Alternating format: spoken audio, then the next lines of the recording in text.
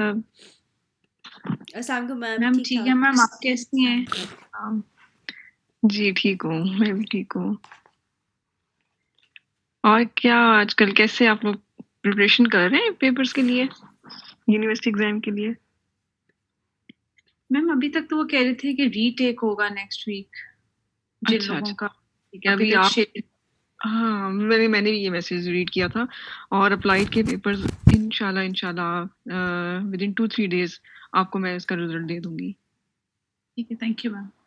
इंशाल्लाह।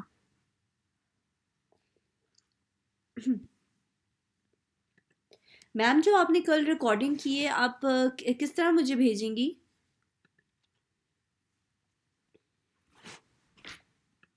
जो लेक्चर की आपने कल रिकॉर्डिंग की है ma'am.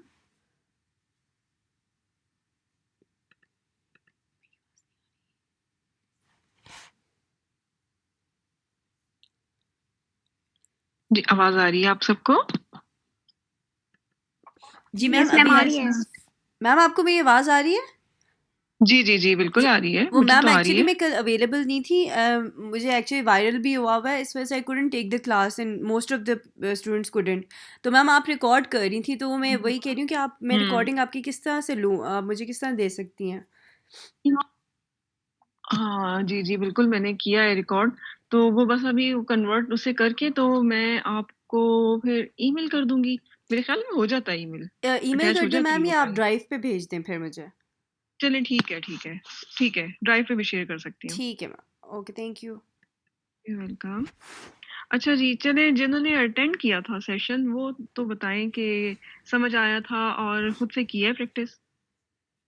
Yes ma'am. Ma'am chi square हम लोगों ने टेस्ट ऑफ एसोसिएशन किया है। ठीक है ओके। कोई जरा जल्दी से बता दें मेन assumption क्या है इसकी? एक दो assumption है, सिंपल सी assumptions हैं, क्या है वो? मैम बहुत कैटेगोरिकल होने चाहिए मैम। ठीक है और मैम एक्सपेक्टेड काउंट जो एक सेल में लेस देन 5 नहीं होना चाहिए। ठीक, गुड। तो ये दो मेन इसकी assumption हमने की थी। अच्छा, इसके अलावा एक थर्ड assumption आप लोग और इसमें ऐड कर लें। वैसे ये जो लेक्चर आपको मैं दूंगी उस पर ड्राइव पे दूंगी तो उसमें ये मेंशन होगा, लेकिन कल मैं भूल गई हूँ ये बात आपके साथ करना डिस्कस। थर्ड assumption जो यहाँ पे इम्पोर्टेंट है वो ये है कि chi square test of independence या टेस्ट ऑफ एसोसिएशन ये हम हमेशा इंडिपेंडेंट ग्रुप्स के लिए करते हैं। जब हम रिसर्च करते हैं तो जो हमारा सैंपल होता है, अब उसमें डिपेंड कर रहा होता है कि हम उससे डेटा जस्ट वन टाइम लें या हम उसी सैंपल से डेटा रिपीटेडली लें। ये डिपेंड कर रहा होता है कि आपके स्टडी ऑब्जेक्टिव क्या है। मोस्टली ऐसी रिसर्चेस कि जिसमें आपने डिफरेंस देखना होता है किसी एक इंटरवेंशन का और एक ही सैंपल पे आपने देखना होता है, क्योंकि आपके ज़हन में ये होता है कि अगर रिस्पोंडेंट चेंज होंगे तो मे बी उस इंटरवेंशन की जो एफिकेसी है, मे बी उसका इम्पैक्ट जो है वो चेंज हो जाए और ये बहुत बड़ा बायस हो सकता है। तो उससे बचने के लिए हम क्या करते हैं कि हम कोहॉर्ट स्टडी डिज़ाइन लेते हैं। हम रिक्रूट कर लेते हैं इंडिविजुअल्स को, हम रिक्रूट कर लेते हैं पार्टिसिपेंट्स को और उनसे फिर हम मल्टीपल टाइम्स डाटा लेते हैं। If you are doing so it means you are using dependent sample, यानी आप बार बार एक ही सैंपल से डाटा लेते जा रहे हैं। जरूरी नहीं है कि बार बार में आपने बहुत दफा लेना है। ऐसी कोहॉर्ट स्टडीज भी होंगी कि जिसमें आपने जस्ट 2 टाइम डाटा लिया है।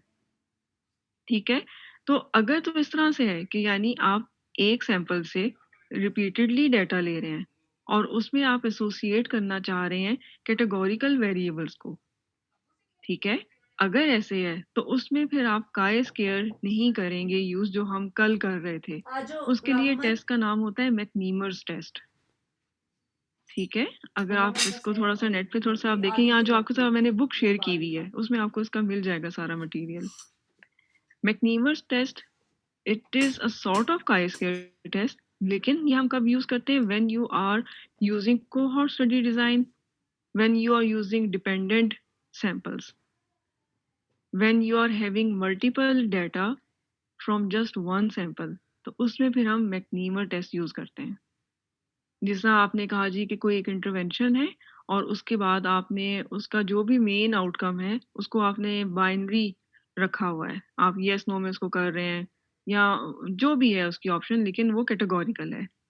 अब वो इंटरवेंशन आपने स्टार्ट में दी है और उसके बाद आपने मे बी आफ्टर 1 मंथ दोबारा वो इंटरवेंशन आपने देखी कि अब इससे क्या डिफरेंस आया। अगेन जो आपका वेरिएबल है वो कैटेगोरिकल ही बन रहा है और अब आप इन दोनों डेटा को, इन दोनों क्या कहना चाहिए कि जो आपने स्टार्ट में लिया डेटा और जो एंड पे आप ले रहे हैं, इनको आप रिलेट करना चाह रहे हैं, एसोसिएट करना चाह रहे हैं, क्योंकि एक ही सैंपल से 2 बार आपने डेटा लिया हुआ है, ठीक है? इसलिए chi-square यूज़ नहीं होगा। क्योंकि आपके पास यहाँ पे जो दोनों वेरिएबल्स आ रहे हैं स्टार्ट और एंड के, वो कैटेगोरिकल हैं, तो इसलिए फिर हम मैक्नीमर्स टेस्ट यूज़ करेंगे। कल जो हम कर रहे थे chi-square टेस्ट ऑफ इंडिपेंडेंस या chi-square टेस्ट ऑफ एसोसिएशन, उसकी थर्ड जो assumption है वो ये होती है कि आपका जो सैंपल है उसमें इंडिपेंडेंस ऑफ ऑब्जर्वेशन होनी चाहिए। When we say this word, when we say this phrase independence of observation, it means we are using cross section study design और case control. कहीं पे भी cohort का टच नहीं होगा। Cross sectional and case control, यानी simply आप ऐसे समझ लें कि आपने अपने सैंपल से एक ही दफ़ा डाटा लिया है, दोबारा से आपने उनने इंगेज नहीं किया अपनी स्टडी में। तो अगर इस तरह से है तो हम कहते हैं yes you have independence of observation. इसीलिए इस chi-square का नाम chi-square टेस्ट ऑफ इंडिपेंडेंस भी होता है। ठीक हो गया? तो 3 इसकी assumptions हैं मेन। नंबर 1 assumption कि कैटेगोरिकल वेरिएबल्स के लिए होगा ये। सेकंड ऑब्जर्वेशन, जो भी आप इसमें टेबल बनाते हैं 2 बाय 2, 3 बाय 2, व्हाटएवर जो भी आपका बनता है, उसमें किसी भी सेल में काउंट लेस देन 5 नहीं होना चाहिए, और अगर आता है तो फिर आपने फिशर्स एग्जैक्ट टेस्ट यूज करना है। सेकंड ये होगी assumption। थर्ड assumption आपको ये बताई है जी कि इसमें इंडिपेंडेंस ऑफ ऑब्जर्वेशन होनी चाहिए। इंडिपेंडेंस ऑफ ऑब्जर्वेशन का मतलब क्या है कि आपने सैंपल से एक ही दफ़ा डाटा लिया हुआ है, या इसको और हम ऐसे समझ सकते हैं कि आप क्रॉस सेक्शन स्टडी डिजाइन या फिर केस कंट्रोल यूज कर रहे हैं, कोहॉर्ट यूज नहीं कर रहे। ये 3 बातें जब पूरी हो गई तो इसका मतलब कि आप chi-square test of independence use कर सकते हैं। Is this clear? Yes, ma'am. Yes, ma'am. ठीक है, ओके जी। ये तो थोड़ा सा हो गया पॉइंट जो हम कल करते थे टेस्ट। अब आज हम करेंगे स्टार्ट टी टेस्ट के साथ, यानी इंडिपेंडेंट सैंपल्स टी टेस्ट। अब इसमें भी पूरा अगर हम नाम देखें तो नाम है जी इसका independent samples t test. Independent samples हम क्यों कहते हैं? अगेन वही रीजन है, यानी अगर आपकी रिसर्च ऐसी है कि जिसमें आपने कोहॉर्ट डिजाइन यूज नहीं किया, या हम क्या कह सकते हैं कि जी एक सैंपल से आपने रिपीटेडली डाटा नहीं लिया, इसका मतलब इंडिपेंडेंस ऑफ ऑब्जर्वेशन है। और अगर इंडिपेंडेंस ऑफ ऑब्जर्वेशन है तो उसमें आप जो टेस्ट यहाँ पे यूज करेंगे उसका नाम फिर होगा टी टेस्ट। ठीक है, अब टी टेस्ट यूज करने के लिए एक तो हमने यहाँ पे ये आपको बता दिया जी कि आपने कोहॉर्ट स्टडी डिजाइन यूज नहीं करना।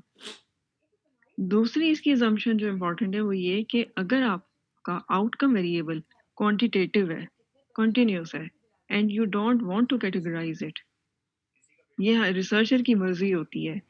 समटाइम्स ऐसे होगा कि कुछ आउटकम आपके पास ऐसे भी आएंगे रिसर्च में कि जो कंटिन्यूस हो ही नहीं सकते, यानी वो कोई भी ऐसा एस्पेक्ट है, वो कोई भी ऐसा क्वेश्चन है कि जो ऑप्शंस पे ही था, वो तो अलग बात है। अदरवाइज रिसर्चर की मर्जी होती है कि वो कंप्यूट करने के बाद स्केल को क्वांटिटेटिव रखता है या उसको कैटेगराइज करता है। It is totally up to the researcher. अब अगर आप ये चाह रहे हैं जी कि हम तो क्वांटिटेटिव रखना चाहते हैं अपने आउटकम को, आउटकम क्वांटिटेटिव है, और आपके पास जो इंडिपेंडेंट वेरिएबल्स हैं यानी सेक्शन ए के जो क्वेश्चंस हैं उसमें वो सारे क्वेश्चंस के जिनकी ऑप्शंस 2 हैं, यानी कि बाइनरी इंडिपेंडेंट वेरिएबल्स जो हैं, फॉर एग्जांपल जेंडर, ठीक है, फॉर एग्जांपल लोकेलिटी अगर आपने उसकी ऑप्शंस दी हुई हैं अर्बन रूरल, फॉर एग्जांपल आपने एक क्वेश्चन पूछा हुआ है जी कि आप एजुकेटेड हैं, यानी यस नो आपने पूछा हुआ है उसमें सिंपल, मैं मैरिड अनमैरिड, मैरिड अनमैरिड, यानी हर वो क्वेश्चन के जिसमें सिर्फ 2 ऑप्शन है उनके साथ आप अपने क्वांटिटेटिव आउटकम को रिलेट करना चाहते हैं, तो फिर आप ये टेस्ट यूज करेंगे जिसका नाम है इंडिपेंडेंट सैंपल्स टी टेस्ट। ठीक है, अच्छा अब यहाँ पे ये बात समझने की जरूरत है कि जैसे मैंने आपको कहा कि ये रिसर्चर की मर्जी है कि वो क्वांटिटेटिव रखे या क्वालिटेटिव रखे, यानी ये रिसर्चर की मर्जी है कि वो टी टेस्ट यूज करे या chi-square यूज करे। इसमें मर्जी के साथ साथ थोड़ा सा ये भी फोकस रखना चाहिए कि आप किस चीज़ पे ज़्यादा ग्रिप रखते हैं, specially when you are defending your thesis as a student. तो उसमें थोड़ा सा ये ध्यान में रखें कि आप जब ये दोनों टेस्ट पढ़ लेते हैं, आप इसको परफॉर्म भी कर रहे हैं स्पेसेस में, आप कौन सा टेस्ट ज़्यादा अच्छा समझा सकते हैं ऑडियंस को, उस टेस्ट पे जाएं, बेहतर ये होता है। पर्सनली स्पीकिंग, अगर मैं स्टैटिस्टिकली पॉइंट ऑफ व्यू से आपको बात बताऊं, तो ऐसी रिसर्च बहुत बेहतर होती है कि जिसमें आउटकम अगर क्वांटिटेटिव हो सकता था और रखा गया है क्वांटिटेटिव, वो बेहतर है as compare to the categorical outcome. इसमें स्टैटिस्टिकली ये कहा जाता है कि जब हम कैटेगराइज कर देते हैं चीज़ों को, तो उसमें बहुत सारी बातें ऐसी हैं कि जिसमें जो हम मिस कर देते हैं, हमारा जो आंसर है वो मिस कर देता है। क्वांटिटेटिव आउटकम से ये होता है कि हर एक इंडिविजुअल का रिजल्ट इंपॉर्टेंट है आपके लिए, क्योंकि उसमें हम हिस्टोग्राम देखते हैं, उसमें भी हर इंडिविजुअल रिजल्ट आता है।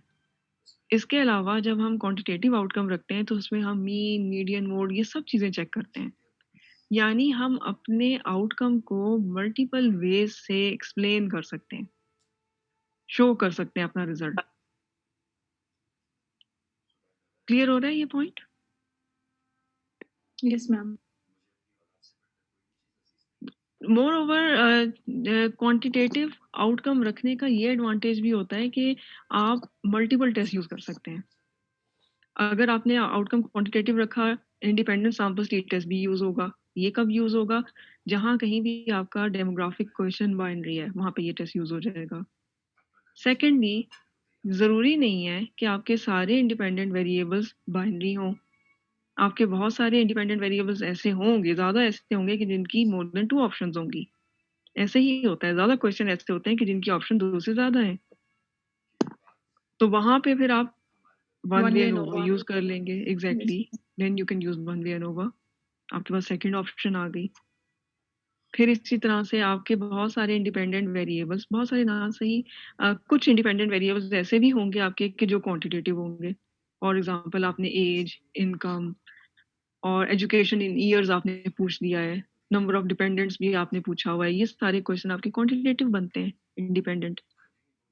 तो अब जब आप इंडिपेंडेंट क्वांटिटेटिव वेरिएबल को आउटकम क्वांटिटेटिव से रिलेट करेंगे, तो फिर अब आप यहाँ पे कोरिलेशन Correlation. यूज कर सकते हैं। एग्जैक्टली। तो 3 ऑप्शंस आ गई आपके पास टेस्ट की, मल्टीपल ऑप्शन। आप हिस्टोग्राम इसमें ड्रॉ करते हैं, आप इसमें डेविएशंस बता सकते हैं, आप इसमें इस तरह से एक्सप्लेन कर सकते हैं जी कि 1 स्टैंड डेविएशन में कितना रिजल्ट कवर हो रहा है, 2 में कितना कवर हो रहा है, एंड सो ऑन। ये सब बातें काय स्केयर में या कैटेगोरिकल डाटा में मिसिंग होती हैं। लेकिन हम ज़्यादा अगर देखें, specially students point of view से, अगर आप लाइब्रेरी में जाके थीसिस उठा के देखें, आपको मैक्सिमम काय स्केयर ही नज़र आएगा, कैटेगोरिकल आउटकम नज़र आएगा। उसका रीज़न ये होता है कि this test is very easy to explain. आप फौरन से परसेंटेजेस बता देते हैं, डेट सेट। लेकिन उसमें ये है कि जो ब्यूटी ऑफ स्टैटिस्टिक है वो इतनी नज़र नहीं आती काय स्केयर में। ये मेरा अपना पॉइंट ऑफ व्यू है। मैं यहाँ पे ये नहीं, मैं कोई डिस्करेज नहीं कर रही कि काय स्केयर यूज़ नहीं करना। मैंने अगेन यहाँ पे मैं यही कहूंगी आपको कि जो टेस्ट आप अच्छा एक्सप्लेन कर सकते हैं वो यूज करेगा थीसिस में। ओके, यहाँ तक ये बात हो गई कि हम इंडिपेंडेंट सैंपल टी टेस्ट कब यूज करेंगे। हम ये तब यूज करेंगे कि जब हमारा आउटकम वेरिएबल जो है वो क्वांटिटेटिव होगा। पहली असम्पशन तो उसकी ये हो गई, ठीक है। सेकेंड असम्पशन यहाँ पे ये होगी कि आपका इंडिपेंडेंट वेरिएबल या जिस भी वेरिएबल के साथ आप अपने आउटकम को रिलेट करना चाहते हैं वो बाइनरी होगा। ये सेकेंड आपकी होगी असम्पशन। थर्ड असम्पशन जो यहाँ पे इम्पोर्टेंट है वो ये है, ये सारे पॉइंट्स लेक्चर में होंगे, ठीक है। इसमें अभी इस तरह से ना आप करेगा कि याद नहीं रहेंगे, सब लेक्चर में है। थर्ड पॉइंट यहाँ पे ये इम्पोर्टेंट है कि आपका आउटकम जो क्वांटिटेटिव है, that must be normally distributed. यानी कि आपने टी टेस्ट करने से पहले नॉर्मेलिटी असेसमेंट करनी है, और अगर वो नॉर्मल डिस्ट्रीब्यूशन में आ रहा है तो ही आप independent sample t test use करेंगे, और अगर नहीं है तो उसकी दूसरी ऑप्शन बनती है Mann Whitney U test. Independent sample t test operate करता है मीन और स्टैंडर्ड डेविएशन पे। On the other hand, Mann Whitney U test operates with median and interquartile range. Difference क्यों आया दोनों में? Because of the normality.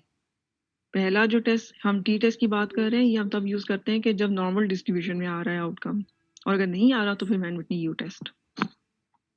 Overall अगर formula wise नहीं कहना चाहिए, यानी कि दोनों टेस्ट जब आप इनके रिजल्ट जनरेट करते हैं एक ही तरह के ही होते हैं। डिफरेंस सिर्फ इतना है कि एक टेस्ट जो है वो मीन को कंपेयर कर रहा है और दूसरा मीडियंस को करता है। रैंक्स भी हम उसे कहते हैं समटाइम्स। यहाँ तक ये क्लियर हो गया? Yes ma'am. यस ठीक हो गया, ओके।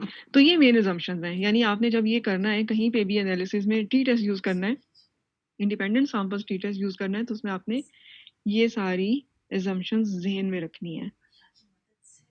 एक और इसमें assumption वही जैसे मैंने आपको काई स्क्वायर में बताया है, वो इसके नाम में भी आपको नजर आ रही है, मैंने स्टार्ट इसी बात से की है कि इंडिपेंडेंट सैंपल्स टी टेस्ट भी तभी यूज होगा कि जब आप कोहॉर्ट डिजाइन यूज नहीं कर रहे। ठीक है, अगर आपका कोहॉर्ट स्ट्रक्चर है रिसर्च का, तो उसमें और आपने डाटा 2 बार लिया हुआ है अपने सैंपल से, या जितनी बार भी लिया था, लेकिन आप कंपेयर किसी 2 पॉइंट्स को कर रहे हैं आपस में, तो उसमें आपने भी यूज करना होगा पेयर्ड सैंपल्स टी टेस्ट। ठीक है, पेयर्ड सैंपल टी टेस्ट कैसे यूज होगा फिर कि जब आपके पास जैसे आपने कहा जी कि स्टूडेंट्स इनरोल हुए हैं एमएसपीएच के फर्स्ट सेमेस्टर में और आपने उनका स्ट्रेस मेजर किया है, स्ट्रेस के 10 क्वेश्चन थे, उनको कंप्यूट कर दिया। आपके पास जितने भी स्टूडेंट थे 30-40 जितने भी स्टूडेंट थे, सबके स्कोर्स आ गए हैं। ये आपका पहला सैंपल, उसी सैंपल से पहला डाटा आपके पास आ गया जो क्वांटिटेटिव वेरिएबल है। उसके बाद फिर 4th सेमेस्टर में जब वो पास आउट हो गए हैं या उससे थोड़ा पहले, आपने फिर दोबारा से उनका स्ट्रेस लेवल मेजर किया by using same tool change नहीं होगा, उसी टूल के साथ आपने दोबारा से किया, फिर कंप्यूट किया। Now you will have again scores for each student. अब यहाँ पे आपके पास दोनों वेरिएबल क्वांटिटेटिव हैं, स्टार्ट का भी और एंड का भी, और लिया आपने 2 पॉइंट पर है, तो इसलिए अब हम यहाँ पे यूज करेंगे पेयर्ड सैंपल्स टी टेस्ट। फिर आपको ये टेस्ट बताएगा कि क्या जब आप इनरोल हुए थे और जब आप पास आउट हो गए हैं तो स्ट्रेस लेवल में कोई डिफरेंस आया है या नहीं आया, या एक जैसा ही है। ठीक है, इससे फिर हम कहते हैं पेयर्ड सैंपल्स टी टेस्ट, इसे रिपीटेड टी टेस्ट भी कहते हैं। ठीक, लेकिन फिलहाल हम फोकस कर रहे हैं इंडिपेंडेंट सैंपल्स टी टेस्ट पे, जिसमें क्रॉस सेक्शनल स्टडी डिजाइन होता है या केस कंट्रोल भी हो सकता है। अब यहाँ पे हम इसे देखते हैं कि एसपीएसएस में करना कैसे होता है। मेन assumption तो आपके जहन में आ गई, यानी अगर आपको कोई कहता है जी कि ये मेरी एसपीएसएस फाइल है और मुझे टी टेस्ट रन करना है, या वो आपसे ये कह रहा है जी कि आप मुझे बताएं कि एनालिसिस कैसे होगा, सबसे पहला सवाल आपका ये होना चाहिए कि आउटकम क्या है। ठीक है, आउटकम 1 क्वेश्चन बेस्ड है या स्केल बेस्ड है। स्केल बेस्ड है तो कंप्यूट जो उसे किया है तो वो वेरिएबल किधर है, वो जो भी वेरिएबल है अगर उसने उसको क्वांटिटेटिव ही रखना है तो फिर आप करेंगे इंडिपेंडेंट सैंपल्स टी टेस्ट, और अगर उसने कहा है जी कि कैटेगराइज करना है तो फिर आप करेंगे काई स्क्वायर। ठीक है, ट्रांसफॉर्मेशंस करनी पड़ेंगी आपको कहीं ना कहीं, ये जहन में रखिएगा। ऐसे नहीं होगा कि कोई भी एसपीएसएस फाइल, इवन आपकी रिसर्च की जो एसपीएसएस फाइल होगी आपके पास, उसमें जो आपने स्टार्ट में जो भी फाइल बनाई होगी एंड तक उसमें बहुत सारे नए वेरिएबल ऐड हो चुके होंगे। ट्रांसफॉर्मेशंस करनी पड़ती हैं हमेशा। ओके, अब यहाँ पे हो गया जी कि आउटकम, फॉर एग्जांपल हम फिर दोबारा से ये कह लेते हैं जी कि हमारा आउटकम जो है रिसर्च का ये टोटल ऑप्टिमिज्म ही है। ठीक है, इसमें मल्टीपल क्वेश्चंस थे और उन्हें कंप्यूट कर दिया हमने। कंप्यूट कर दिया जब हमने तो वो क्वांटिटेटिव वेरिएबल बन गया और हम इसे फर्दर कैटेगराइज नहीं करना चाहते। अब टोटल ऑप्टिमिज्म क्वांटिटेटिव है, मैं इसको अपने क्वेश्चनियर में चेक करूंगी कि किस किस क्वेश्चन के साथ टी टेस्ट में जा सकता है। अब इसमें फर्स्ट जो है मुझे वो ये सेकंड वेरिएबल जो यहाँ पे बना हुआ है सेक्स का, ठीक है, मेल एंड फीमेल, इसमें 2 ऑप्शन है, एक इसके साथ चला जाएगा, इसके अलावा तो मुझे नहीं लगता, हाँ ये होगा, डू यू हैव चाइल्ड, ये क्वेश्चन है और इसके जी ऑप्शन है yes no, this is also binary, इसके साथ भी मैं independent samples t test use कर सकती हूँ। और इसमें जी जी हाँ जी बिल्कुल, यस, स्मोकिंग स्टेटस, आप मतलब स्मोकिंग करते हैं या नहीं, तो इसमें भी यस नो 2 ऑप्शन है, इसमें भी हम ये इंडिपेंडेंट सैंपल्स डिटेल्स यूज कर सकते हैं। तो सबसे पहले आपने अपने क्वेश्चनियर में या अपनी एसपीएसएस फाइल में ये एक्सप्लोर करना है कि वो कौन कौन से वेरिएबल हैं जहाँ पे आप टी टेस्ट यूज कर सकते हैं। वो आइडेंटिफाई करने के बाद फिर हम इसको रन करेंगे और ये भी करने से पहले हमने ये काम करना है कि टोटल ऑप्टिमिज्म की नॉर्मेलिटी हमने असेस करनी है कि ये नॉर्मल डिस्ट्रीब्यूशन में आता भी है या नहीं। अगर ये इसमें नहीं आ रहा तो फिर ये टेस्ट रन ही नहीं होगा, फिर तो Mann Whitney U test run होगा। अच्छा, अब यहाँ पे भी मैं एक थोड़ा सा पॉइंट आपको बता दूं, अक्सर ऐसे होता है जिससे आप लोग जब आगे करेंगे रिसर्च इसी में MSPH में, तो जब आपने ये नॉर्मेलिटी उसकी असेस की तो वो बहुत ज़्यादा स्क्यूड आ रहा है, यानी बिल्कुल भी नॉर्मल डिस्ट्रीब्यूशन में नहीं आ रहा किसी भी तरीके से। तो अब एक तो तरीका ये कि वैन विटनी यू टेस्ट करें, वो क्योंकि हम कोर्स में तो कवर नहीं करा रहे होते तो, और उस पर इतना टाइम भी नहीं होता कि आप उसे फिर दोबारा से सीखें, तो उसमें फिर यही तरीका होता है कि आप अपने आउटकम को कैटेगराइज कर दें और काय स्क्वायर यूज कर लें, फिर उस वक्त आपके पास यही ऑप्शन होती है। अदरवाइज ये होगा कि आपको मैन विटनी यू टेस्ट करना होगा। ठीक है, ये क्लियर हो गया? यस अच्छा, मैम रिपीट कर दें। मैं आपसे यहाँ पे ये बात डिस्कस करी थी कि जब हम रिसर्च में देखते हैं ना कि हमारा आउटकम वेरिएबल क्वांटिटेटिव है लेकिन वो नॉर्मल डिस्ट्रीब्यूशन में नहीं आ रहा, ठीक है, और आपने जैसे अक्सर ऐसे होगा कि जब आप लोग कर रहे होंगे थीसिस तो बहुत सारे स्टूडेंट्स के साथ ये होगा कि आउटकम जो है वो नॉर्मल डिस्ट्रीब्यूशन में नहीं आ रहा, और फिर अगर आप उस वक्त ये सोच रहे हैं कि Mann Whitney U test option तो बनती है इसकी, तो लेकिन वो आपने क्योंकि सीखा नहीं हुआ, मे बी आपको टाइम नहीं इतना कि उसको लर्न कर सकें, तो अब हम क्या करें? कई स्टूडेंट्स ये सोच रहे होते हैं शायद अब कुछ हो ही नहीं सकता, तो उसमें ये नहीं है कि कुछ नहीं हो सकता, उसमें ये होता है कि आप अपने उसी आउटकम को जो क्वांटिटेटिव है आप उसको कैटेगराइज कर दें, 2 ऑप्शन 3 ऑप्शन जितनी भी उसकी बनती हैं जो बेहतर आपको लगता है, और काय स्क्वायर यूज कर लें। तो ये हरगिज नहीं है कि हमेशा एक ही आपके पास ऑप्शन है कि अगर आउटकम क्वांटिटेटिव था तो आप उसके बाद बस सिर्फ उसको या तो टी टेस्ट में करेंगे या फिर यू टेस्ट में करेंगे, ऐसे नहीं है। फिर आप उसमें ये होता है कि कैटेगराइज करके काय स्क्वायर यूज करते हैं, और काय स्क्वायर के लिए भी फिर ये करना होगा, जो भी स्टूडेंट ये यूज करेंगे उनके सारे वेरिएबल इंडिपेंडेंट भी और सब कुछ, उनका सब वेरिएबल जो है वो कैटेगराइज ही होने चाहिए, नथिंग शुड बी क्वांटिटेटिव, और वो ट्रांसफॉर्मेशन में फिर उन्हें करना होगा। ओके, अब यहाँ पे हमने कहा जी हम एज्यूम कर रहे हैं कि हमारा आउटकम वेरिएबल जो टोटल ऑप्टिमिज्म का है कंप्यूटेड, वो नॉर्मल डिस्ट्रीब्यूशन में आ रहा है, ठीक है। अब मैं यहाँ पे देखना ये चाहती हूँ कि जो ऑप्टिमिज्म लेवल है वो मेरे सैंपल में मेल रिस्पोंडेंट्स का कैसा आ रहा है और फीमेल रिस्पोंडेंट्स का कैसा है, यानी क्या मेल रिस्पोंडेंट्स ज्यादा ऑप्टिमिस्टिक है या फीमेल ज्यादा ऑप्टिमिस्टिक है, या दोनों के लिए सेम है, या इसको मैं और क्लियरली बोलूं तो हम ये देखना चाहते हैं कि क्या mean optimism level male respondents का ज्यादा है या फीमेल्स का ज्यादा है। मैं मीन का वर्ड क्यों यूज कर रही हूँ? मैम बिकॉज हम टी टेस्ट में कंपैरिजन होता है दो मीन्स का मैम। क्योंकि हम टी टेस्ट रन कर रहे हैं, क्योंकि हमारा आउटकम क्वांटिटेटिव है, तो उसमें जो एक क्या कहना चाहिए कि सेंट्रल टेंडेंसी के लिए जो मेन हमारे पास आता है पॉइंट, वो ये मीन का ही होता है। हम मीन कंपेयर कर रहे होते हैं, हम ओवरऑल मीन के थ्रू बताएंगे। यानी अगर मेल रिस्पोंडेंट्स मेरे पास 30 हैं तो 30 आंसर होंगे ऑप्टिमिज्म के। मैं हर एक आंसर को तो हर एक फीमेल के साथ रिलेट नहीं करूंगी, मैं ऑन एवरेज देखूंगी। ऑन एवरेज देखा मैंने कि जी ये मीन मेल का है और ये फीमेल का है, फिर उन दोनों आंसर्स को हम कंपेयर करेंगे। इसको हम ऐसे भी लेके चल सकते हैं जी कि हम हाइपोथेसिस डेवलप कर रहे हैं। हमने नल हाइपोथेसिस यहाँ पे ये डेवलप किया that there is not any difference in mean optimism level between male and female respondents. ये नल हाइपोथेसिस है। जबकि ऑल्टरनेट हाइपोथेसिस इसका हमने इस तरह से डेवलप किया दैट देयर इज डिफरेंस, क्योंकि हम टू साइडेड कह रहे हैं। इसमें मैं ऐसे नहीं कहूंगी कि male respondents will have more mean optimism as compare to female and vice versa, इस तरह से मैं नहीं कह रही। हम यहाँ पे क्योंकि टू साइडेड रखना चाहते हैं तो हमने ऐसे इसको फॉर्मुलेट किया, हमने ऑल्टरनेट हाइपोथेसिस को, that there will be difference in mean optimism level between male and female respondents. अब ये डिफरेंस है या नहीं, इसके लिए टी टेस्ट हमने रन करना है, और उसमें फिर हम पी वैल्यू के थ्रू इस चीज को कमेंट करेंगे। अभी मैं आपके सामने रन करती हूँ, फिर दोबारा से ये पॉइंट डिस्कस करते हैं। Go to analyse again. इसमें थोड़ा नीचे जाके आपके पास ये ऑप्शन आपको नजर आ रही होगी, कंपेयर मीन्स। कंपेयर मीन्स में जाके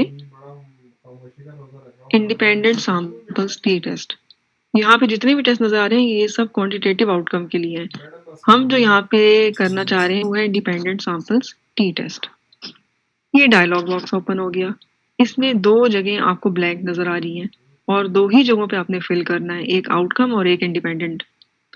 आउटकम आपका आएगा यहाँ पे टेस्ट वेरिएबल में, यानी इस डायलॉग बॉक्स में टेस्ट वेरिएबल जो लिखा हुआ है वो बेसिकली आउटकम के लिए है और आउटकम हमने डिसाइड किया हुआ है टोटल ऑप्टिमिज्म। फिर इसके बाद नीचे आपके पास है grouping variable. Group basically independent variable का ही होगा और हमने ये डिसाइड किया हुआ था। अच्छा, जैसे ही आप अपना इंडिपेंडेंट वेरिएबल जो कि बाइनरी होना चाहिए उसे इधर इंसर्ट करेंगे तो आपको यहाँ पे 2 क्वेश्चन मार्क्स नजर आएंगे। ये बेसिकली एसपीएसएस आपसे कोडिंग पूछ रहा है, that how did you code your variable. अब कोडिंग 2 तरह से मतलब यहाँ पे 2 ही ऑप्शन थी ना आपके पास, इधर यू कैन कोड 01 और 12, जो भी है वो कोडिंग आपने यहाँ पे बतानी है। जिस तरह भी अगर आपको यहाँ पे एसपीएसएस फाइल पीछे नजर आ रही है वेरिएबल व्यू, इसमें अगर मैं ये वेरिएबल देखूं जेंडर का तो इसमें 1 लिखा नजर आ रहा है मेल के साथ, इसका मतलब 2 होगा फीमेल के लिए। इसका मतलब ये है कि कोडिंग 1 2 है। अगर यहाँ पे कोड 01 किया होता तो यहाँ पे मुझे 0 नजर आता, यानी जो पहला कोड होता है वो यहाँ पे नजर आ रहा होता है, अदरवाइज आप इसको ओपन करके देख सकते हैं। अब यही जो कोडिंग है इसको मैंने डिफाइन ग्रुप्स में जाके इंसर्ट करना है। कोडिंग यहाँ पे मुझे नजर आई है 1 और 2। ठीक है, कंटिन्यू। यहाँ तक बता दें ये स्टेप सब समझ आए? Yes, ma'am.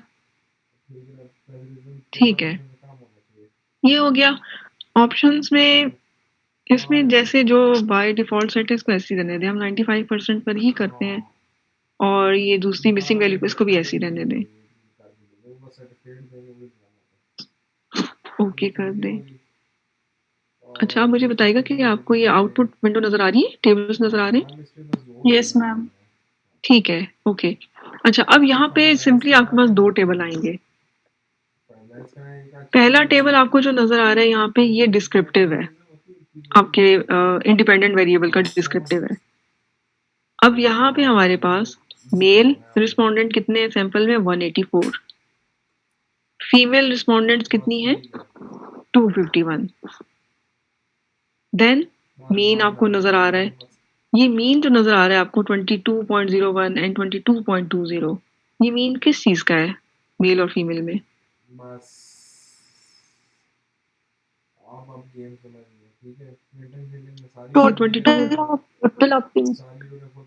टोटल ऑप्टिमिज्म का, यस। यानी जो आपके मेल रिस्पोंडेंट्स हैं उनमें टोटल ऑप्टिमिज्म का जो मीन लेवल है ऑन एवरेज जो टोटल ऑप्टिमिज्म एग्जिस्ट करता है आपके सैंपल में वो 22.01 है। On the other hand for females this is 22.20। अब मैं मैथमेटिकली अगर यहाँ पे देखूं तो 22.20 ये बड़ा है एज कम्पेयर टू द 22.01। यहाँ से तो मैं कमेंट कर सकती हूँ कि हाँ जी, जो फीमेल रिस्पोंडेंट्स है मेरी वो ज्यादा ऑप्टिमिस्टिक है as compare to male respondents, मुझे नजर आ रहा है ये number. But this is just mathematical point of view, this is not statistical. यानी मेरे पास यहाँ पे कोई पी वैल्यू नहीं है कि मैं इस बात पे फर्मली कह सकूं कि हाँ वाकई फीमेल रिस्पोंडेंट जो उनमें ज्यादा बेहतर है ऑप्टिमिज्म लेवल। इसके लिए मुझे पी वैल्यू चाहिए, वो मुझे सेकंड टेबल से मिलेगी। ठीक है, यहाँ तक ये होगी बात कि 2 ऑप्शन है, उन दोनों ऑप्शन में जो आपका आउटकम क्वांटिटेटिव है उनका मीन आपको नजर आ जाएगा और मीन से थोड़ा बहुत आपको आइडिया भी हो जाएगा कि हाँ जी क्या चीज बेहतर है या दोनों इक्वल है। लेकिन statistically you will need P value, उसके लिए आपको ये सेकंड टेबल पे जाना है। अब सेकंड टेबल पे जब आप आएंगे तो इस टेबल के 2 सेक्शन आपको नजर आएंगे। एक सेक्शन होगा जहाँ पे लेविन्स टेस्ट का आपको नजर आ रहा होगा बॉक्स, और उसके बाद नेक्स्ट है जहाँ पे लिखा हुआ है t test for equality of means. This is actually what you need, t test for equality of means, क्योंकि हमें यहाँ पे मीन्स को ही कंपेयर करना है। On the other hand if you see Levene's test, this is equality of variances. Levene's test को read करने का यहाँ पे जो बेसिक पॉइंट है वो ये है कि जब आप देखते हैं यहाँ पे टी टेस्ट का सेक्शन, इसमें आपको आंसर के लिए 2 रोज नजर आ रही हैं। यानी अगर चले मैं आपको ये कहूँ जी कि ये टी टेस्ट का सेक्शन है, इसमें यहाँ पे ये पी वैल्यू है जो SIG सिग्निफिकेंट वैल्यू के साथ लिखी हुई है, 2 टेल्ड पी वैल्यू आपके पास 0.669 भी है, 0.660 भी है. Now which one two report? फिलहाल तो यहाँ पे ये है ना कि दोनों ही नॉन सिग्निफिकेंट है. कभी कोई रिजल्ट ऐसा भी आ सकता है कि जिसमें एक जो था वो नहीं है सिग्निफिकेंट, दूसरा बिल्कुल मार्जिन पे सिग्निफिकेंट नजर आ रहा है आपको. तो इन दोनों में से अब हम कौन सा रीड करेंगे? इस चीज का डिसीजन लेने के लिए हमें लिवीन्स टेस्ट जरूरी होता है रीड करना. इसमें एक छोटा सा पॉइंट जो आपने जहन में रखना है वो ये रखना है कि अगर लिवीन्स टेस्ट की पी वैल्यू 0.05 से ज्यादा है तो हम लोअर रो रीड करते हैं, और अगर पी वैल्यू लिवीन्स टेस्ट की 0.05 से कम है तो फिर हम इसके अपर रो रीड करेंगे.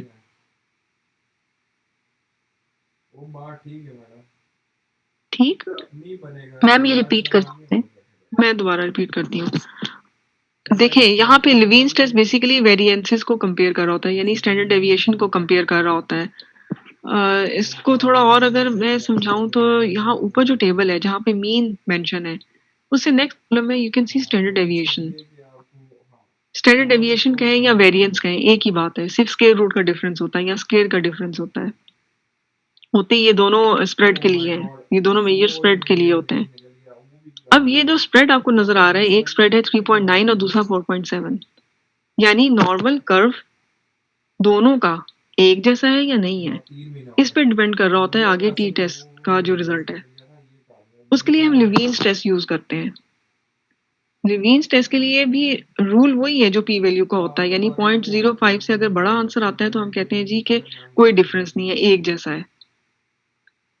ठीक है, और अगर एक जैसा है तो फिर हम यहाँ पे देखिए लिखा हुआ है इक्वल वेरिएंसेस एज्यूम, यानी 0.05 से अगर बड़ा आंसर आया तो हम फर्स्ट रो ही रीड करते जाएंगे, नीचे वाली हमारे लिए फिर खत्म है, वो नहीं रीड करनी.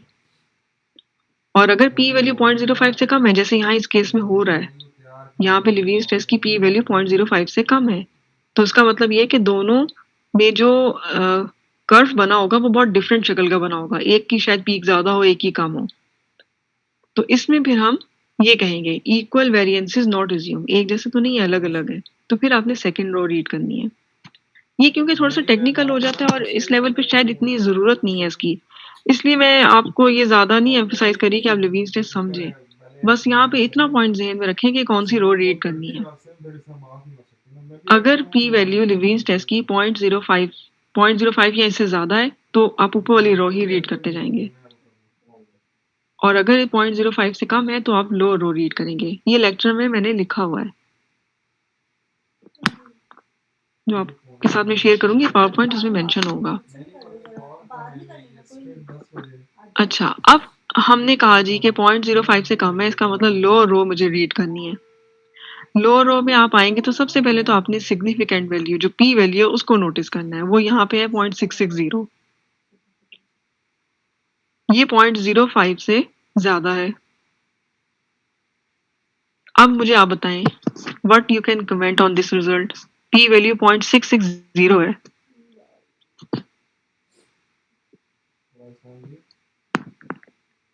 मैम क्या नल हाइपोथेसिस रिजेक्ट हो जाएगा? नल हाइपोथेसिस क्या था क्या हमारा? ये मैम इक्वल है, the stress level is equal in male and female. ठीक है, तो ये हम रिजेक्ट कर देंगे. और मैम ऑल्टरनेटिव हाइपोथेसिस था कि देयर इज अ डिफरेंस. हाँ, देयर इज अ डिफरेंस. 0.05 से अगर बड़ी वैल्यू हो, पी वैल्यू की मैं बात कर रही हूँ, अगर ये 0.05 से ज्यादा हो तो उसका मतलब क्या होता है? नो डिफरेंस, कोई डिफरेंस नहीं है. ठीक है, और अगर डिफरेंस हम ये कह रहे हैं ना कि कोई डिफरेंस नहीं है तो फिर नल हाइपोथेसिस एक्सेप्ट हो गया. ठीक है, पॉइंट क्लियर हुआ है ये? मैम एक दफा प्लीज दोबारा से बता दीजिए. जी जी, देखिए हमने यहाँ पे फर्स्ट टेबल में देखा कि मीन टोटल ऑप्टिमिज्म का मीन फीमेल्स में थोड़ा सा ज्यादा है. ऐसे तो हमने कहा जी कि हाँ जी फीमेल रिस्पोंडेंट जो है ये ज्यादा बेहतर है ऑप्टिमिज्म के पॉइंट ऑफ व्यू से as compare to male respondents. लेकिन इसके लिए मैंने पी वैल्यू भी देखनी है. पी वैल्यू यहाँ पे 0.660 है, ये 0.05 से कहीं ज्यादा है. तो पी वैल्यू जो है वो यहाँ पे ये बता रही है कि ये जो डिफरेंस नजर आ रहा है आपको 22.01 और 22.20, ये जो डिफरेंस है this is just due to chance. As such male और फीमेल रिस्पोंडेंट्स में टोटल ऑप्टिमिज्म लेवल में कोई फर्क नहीं है, एक जैसा लेवल है, यानी नल हाइपोथेसिस एक्सेप्ट हो गया है। Okay ma'am. क्लियर हुआ है अब ये पॉइंट? यस। ठीक है, तो ये आपके पास हो गया जी कि यानी सेकंड टेबल जो है उसमें जो सबसे पहला फोकस है आपका वो पी वैल्यू पे होना चाहिए कि वो रिजल्ट क्या है। बाकी सब चीज़ें तो राइट अप में आएंगी, वो मैं अभी आपके साथ पावर पॉइंट में आपको दिखा देती हूँ, शेयर करती हूँ आपके साथ। लास्ट में आपको लिखा नजर आ रहा होगा 95% confidence interval of the difference. इसमें बस इतना सा मैं आपको बता देती हूँ, मे बी शायद कहीं अगर आपको आर्टिकल रीड करें तो उसमें ये होगा कि जब हम रिपोर्ट करते हैं टी टेस्ट के रिजल्ट को तो कुछ रिसर्चर्स जो हैं वो 95% कॉन्फिडेंस इंटरवल रिपोर्ट करते हैं डिफरेंस का। डिफरेंस का मतलब है कि जो आप माइनस कर रहे होते हैं। फर्स्ट टेबल में आपके पास मेल और फीमेल जो ऑप्टिमिज्म लेवल का मीन है 22.01 और 22.20, इनको आपने माइनस करना है। माइनस करके आपके पास जो भी आंसर आता है उसका हम इंटरवल देख रहे होते हैं 95% पे। अगर आपकी पी वैल्यू 0.05 से ज्यादा है यानी सिग्निफिकेंट नहीं है, रिजल्ट आपका सिग्निफिकेंट डिफरेंस नहीं आ रहा, तो इंटरवल्स में आप चेक करेंगे हमेशा माइनस और प्लस साइन दोनों होंगे। ये शायद मुझे लगता है मैं थोड़ा आगे चली गई हूँ, शायद इतना भी जरूरी नहीं है आप लोगों के लिए समझना। यानी अगर मैं यहाँ पे देखूं तो आपको माइनस में भी नजर आ रहा है और प्लस में भी आंसर नजर आ रहा है। इस इंटरवल को देख के भी मैं ये आइडिया ले सकती हूँ कि जो रिजल्ट है उसमें पी वैल्यू क्या होगी। अगर मुझे कोई पी वैल्यू ना भी बताए तो इस डिफरेंस से पता चल रहा है कि पी वैल्यू जो है वो 0.05 से बड़ी होगी। अगर 0.05 से कम होता मेरा आंसर तो यहाँ पे दोनों वैल्यूज में या तो माइनस होगा दोनों में या दोनों प्लस होंगे, सेम साइन होते हैं फिर। ठीक है, चलिए खैर ये इतना जरूरी नहीं है, ये थोड़ा सा एडिशनल पॉइंट है। आप पी वैल्यू तक रहें, यहाँ तक मुझे बताएं कि ये समझ आ गया है। Yes ma'am. Okay, now let me share power point.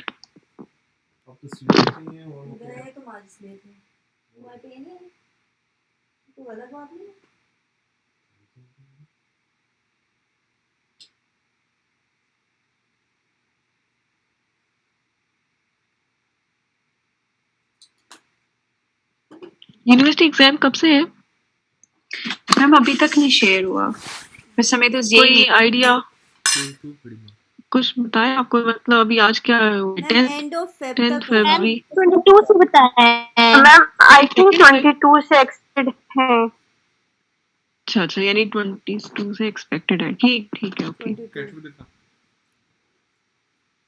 Ma'am अभी नेक्स्ट वीक इन लोगों ने रीटेक्स लेने हैं, उसका फिर रिजल्ट कंपाइल करेंगे, उसके बाद हमें आएगा फिर उसके बाद बताएंगे। फाइनल बहुत होगा। टाइम है, अभी फर्स्ट सेमेस्टर का रिजल्ट भी नहीं आया, तो 22 तो ठीक। बिल्कुल भी नहीं हो सकता। इट्स मैम अच्छा, अभी आप लोगों का एंड ऑफ फेब रिजल्ट नहीं आया फर्स्ट का? किसका? फर्स्ट सेमेस्टर का नहीं रिजल्ट नहीं मैम, या नहीं मैम अभी तक नो मैम। अच्छा अच्छा अच्छा, ठीक है। आई तो